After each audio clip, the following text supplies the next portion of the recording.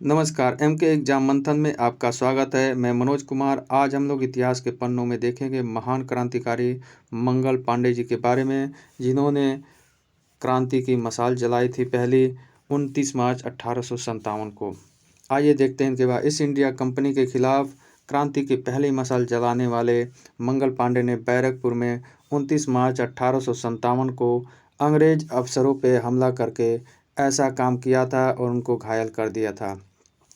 इतिहासकार वैगनर इस बारे में लिखते हैं कि मंगल पांडे ने 2 अंग्रेज अफसरों पर गोली चलाई, लेकिन दोनों जो है उनके निशाने से बच गए। इसके बाद उन्होंने अपनी तलवार से हमला उन अंग्रेज अफसरों पर किया और उन्हें घायल कर दिया। इस पूरी घटना के वहाँ पे मौजूद चश्मदीद गवाह रहे हवलदार शेख पलटू के मुताबिक पांडे ने विंसन पर गोली चलाई, लेकिन ये गोली विंसन को नहीं लगी।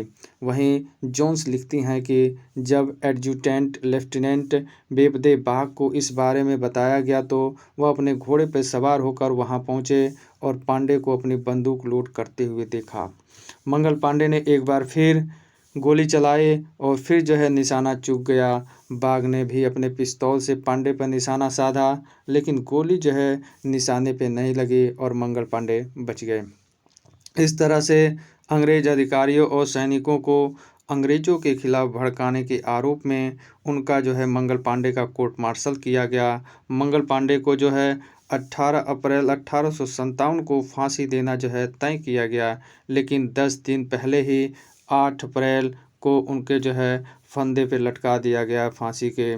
हालांकि बैरकपुर के सभी जल्लादों ने मंगल पांडे को फांसी देने से इनकार कर दिया, क्योंकि वे भी क्या थे, देशभक्त थे। लेकिन ये शायद ही कम लोग जानते हैं या पता हो कि मंगल पांडे ने फांसी के कई दिन पहले खुद की जान लेने की कोशिश की थी। इस कोशिश में वह गंभीर रूप से जख्मी भी हुए थे। इसके साथ ही मंगल पांडे के बाद एक और सिपाही थे, ईश्वरी प्रसाद पांडे। उनको मंगल पांडे के बाद जो है फांसी दे दी गई थी। ऐसे में देश के वीर सपूतों में सबसे ऊपर नाम, सबसे पहले नाम जो है मंगल पांडे का आता है।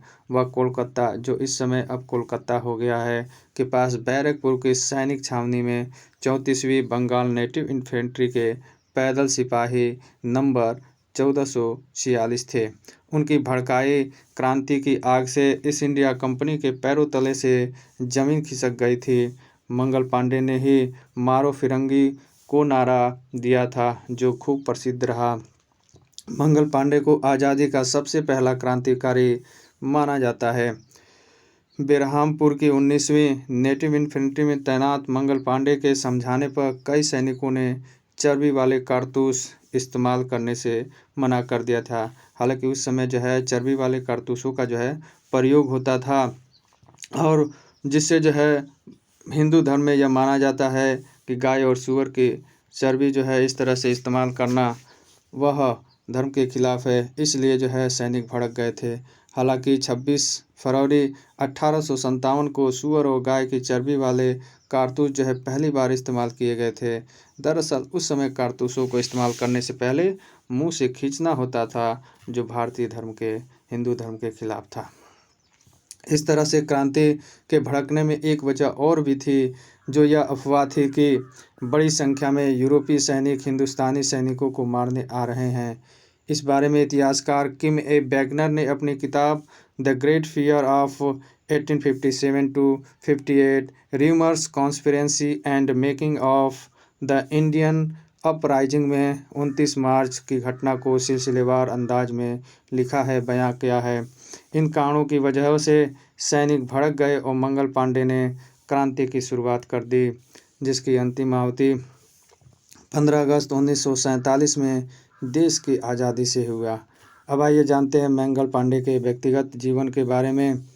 क्रांतिकारी मंगल पांडे का जन्म 19 जुलाई 1827 को उत्तर प्रदेश के बलिया जिले के नगवा गांव में हुआ था।